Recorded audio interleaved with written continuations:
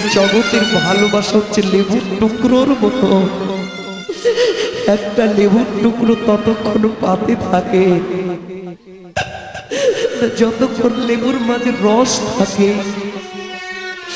যখন লেবুর রসটুকু ফুরিয়ে যায়, লেবুটা আমরা আদারে ফেলে দেই। তা বাবা লেবুটা আদারে পড়ে বলে, এতক্ষণ আদর করলে এবার ফেলে দিলে কেন? এতক্ষণ তোর মধ্যে মধু ছিল, রস ছিল, ছিল,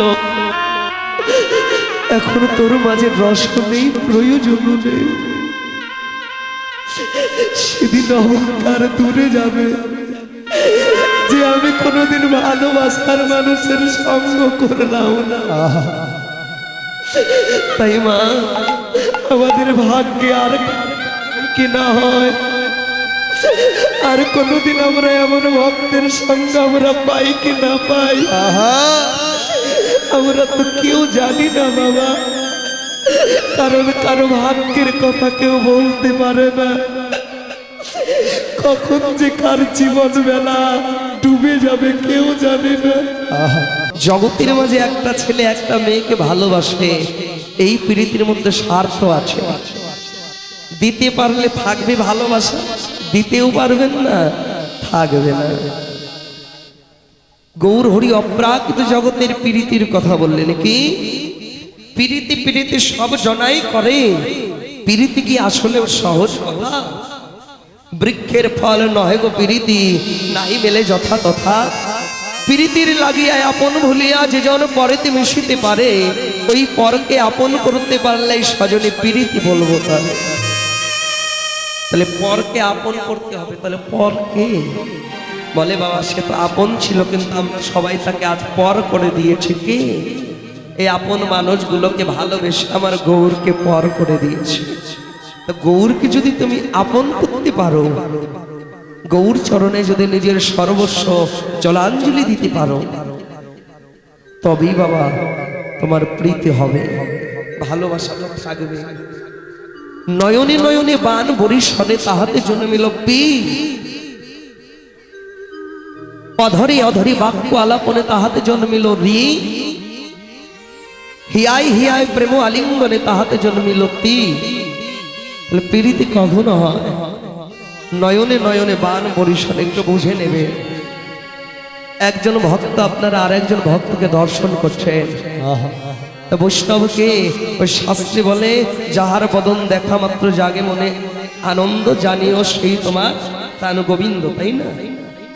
যার বদন দেখে তোমার কৃষ্ণ নামের উদয় হবে, জানবে সেই বৈষ্ণব। একজন বৈষ্ণব আর একজন বৈষ্ণবকে দেখলে বাবা এই যে চোখে চোখে দেখবেন একটা চোখাচোখি হয়ে যায়।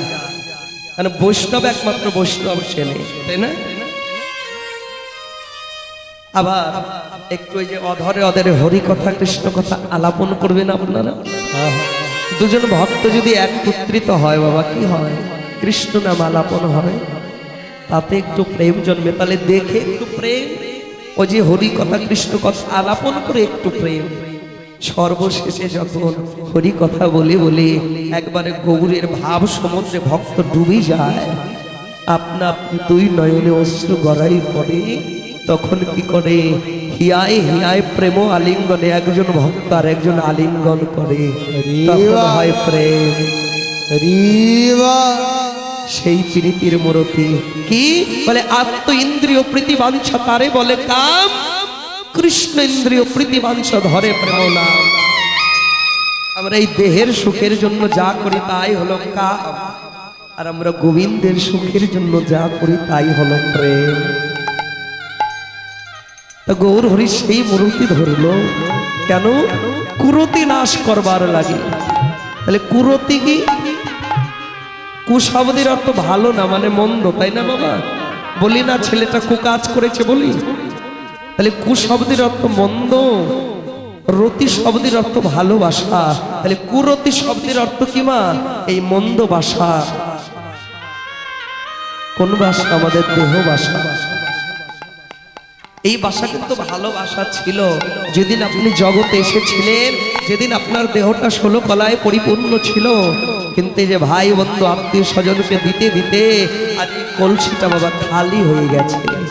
যাকে ভালোবাসা দেবার কথা ছিল তাকে দিতে পারেন নাই, তাই কি হয়েছে আমাদের এই বাসাটা নষ্ট হয়ে গেছে, পচে গেছে। এই মন্দ বাসাটাকে ভালোবাসায় পরিণত করতে গৌর মূরতি ধরেছে। এই মন্দ বাসাটা ভালো কি করে হবে জানবার প্রয়োজন, যে এই মন্দ বাসাটা কি করলে ভালোবাসায় পরিণত হবে। এই মন্দ বাসাটাও ভালোবাসায় পরিণত হবে বাবা, কি করলে? বলে আজ তোমরা চলে যাও কোথায়? ওই কালারগাঁও গ্রামে। কালারগাঁও গ্রামে চলে যাও, গিয়ে দেখো একটা ভালোবাসার মানুষের মেলা বসেছে। হরিবল হরিবল। যারা এই মেলাতে এসেছে সবাই ভালোবাসার মানুষ। লোহা যদি পরশ পাথরের ছোঁয়ায় সোনা হতে পারে, তাহলে ভালোবাসার মানুষের স্পর্শে যার দেহ বাসাটা পচে গেছে তার এই বাসাটা ভালো হতে পারে। বৈষ্ণব সঙ্গ করো, তোমার অহংকারের উঁচু মাথাটা ভক্তের পদতলের নিচু করে দাও। যদি ওই ভক্তের দয়া হয়ে যায়, তাহলে ভক্তির দয়া হলে কি হবে?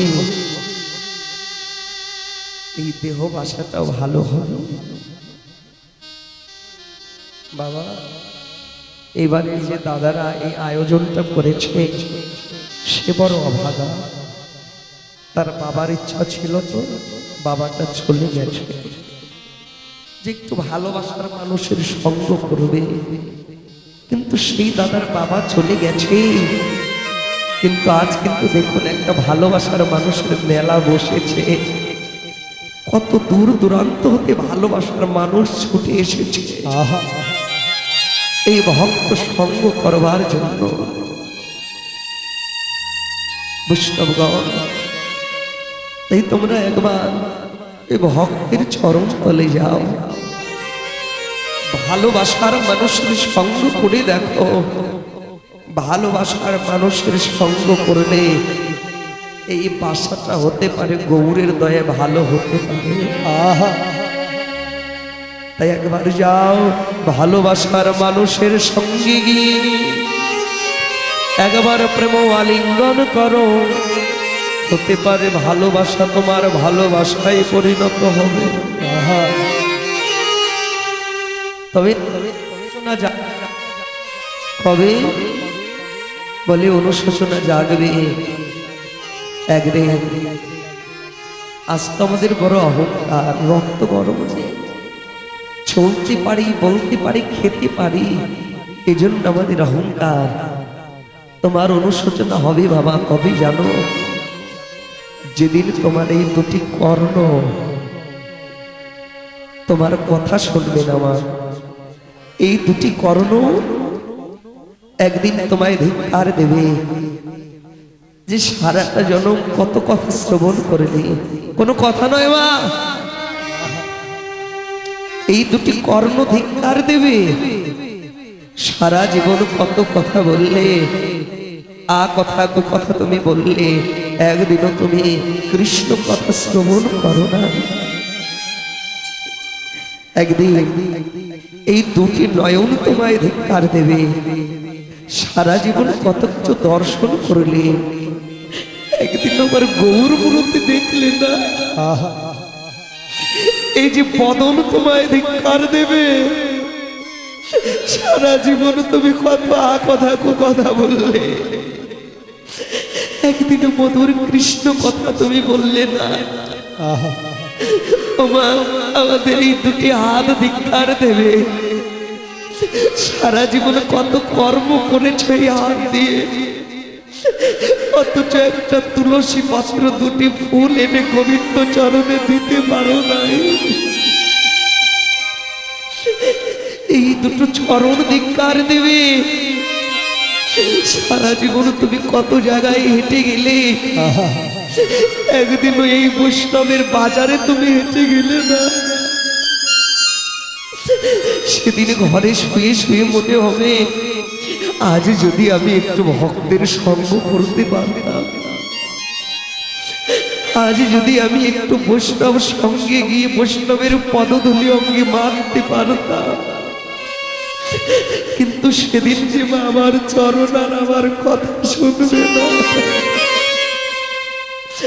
মন চাইবে হেঁটে হেঁটে আমি বৈষ্ণবের বাজারে যাব, কিন্তু আমি পারবো না বৈষ্ণবের বাজারে যেতে। ছেলে কি বলবে, মেয়েকে বলবেন একটু নিয়ে যান, ছেলে মেয়ে উত্তর দিবে বুড়ো হয়ে গেলে এত জ্বালাও কেন, বলতে পারো না। সেদিন মনে হবে কাদের জন্য আমি এত কিছু করলাম। সেদিন মনে হবে দিন রাত খেটে আমি নিজে না খেয়ে এদের মুখেও অন্ন তুলে দিলাম, আপন মনে করে আসতো দেখে না কেউ আমার আপন। সেদিন বিছানায় শুয়ে শুয়ে শুধু কাঁদতে হবে, আর সেদিন মনে পড়বে আমার আপন বলে একমাত্র আমার মহাপ্রভু ছাড়া কেউ না। সেদিন সকল অহংকার দূরে যাবে মা। যেদিন আমার সম্পত্তি সবাই ভাগাভাগি করবে, কিন্তু আমি কেমন আছি কেউ খবর নেবে না। কারণ এই জগতের ভালোবাসা হচ্ছে লেবুর টুকরোর মতো। একটা লেবুর টুকরো ততক্ষণ পাতে থাকে যতক্ষণ লেবুর মাঝে রস থাকে। যখন লেবুর রসটুকু ফুরিয়ে যায়, লেবুটা আমরা আদারে ফেলে দেই। তা বাবা লেবুটা আদারে পড়ে বলে, এতক্ষণ আদর করলে এবার ফেলে দিলে কেন? এতক্ষণ তোর মধ্যে মধু ছিল, রস ছিল, ছিল, এখন তোর মাঝে রস নেই, প্রয়োজন নেই। সেদিন অহংকার দূরে যাবে যে আমি কোনোদিন ভালোবাসার মানুষের সঙ্গ করলাম না। তাই মা, আমাদের ভাগ্যে আর কি না হয়, আর কোনোদিন আমরা এমন ভক্তের সঙ্গ আমরা পাই কি না পাই আমরা তো কেউ জানি না বাবা। কারণ কারো ভাগ্যের কথা কেউ বলতে পারে না, কখন যে কার জীবন বেলা ডুবে যাবে কেউ জানে না। তাই যখন একবার বৈষ্ণবের বাজারে এসেছো তোমরা, একবার দয়া করে করুণা করে দেহবাসা যদি ভালো করতে চাও, সবাই আমার মাখো ভক্তের চরণের ধুলি, সবাই একবার মাখো ভক্তে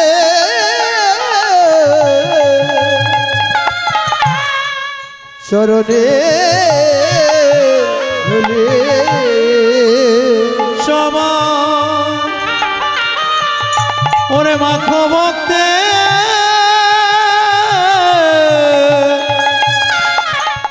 চরণে ধুলি। তোমাদের বাসা ভালো যদি করতে যাও রে, সবাই মাখো ভক্তে চরণের ধুলি। তোমাদের বাসা ভালো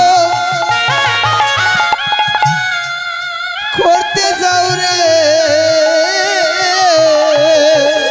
একবার ভক্তের চরণ তোলাবে, একবার মাখো ভক্তে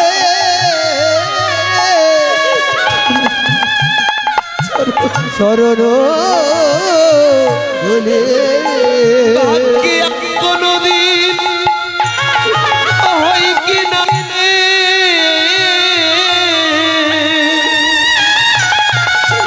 একবার মাখো ভক্তে চরণ ধুলি। পার কি ভাগে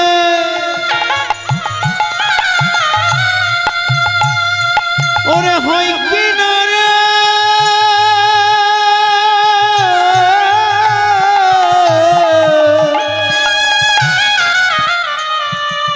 তোমরা মাখো ভক্তে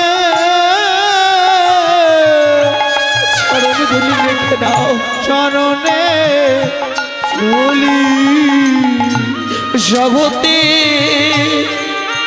যার হয়েছে রে এই বাসা ভালো, জগতে কেবল যার হয়েছে এ বাসা ভালো, জগতে রে বাসে ভালো, যার হয়েছে দেহ বাসা ভালো। ও প্রাণ গৌর তরে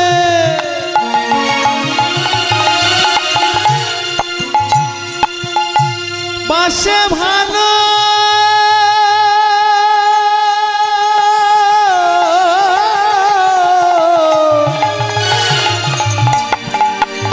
জগতে যার হয়েছে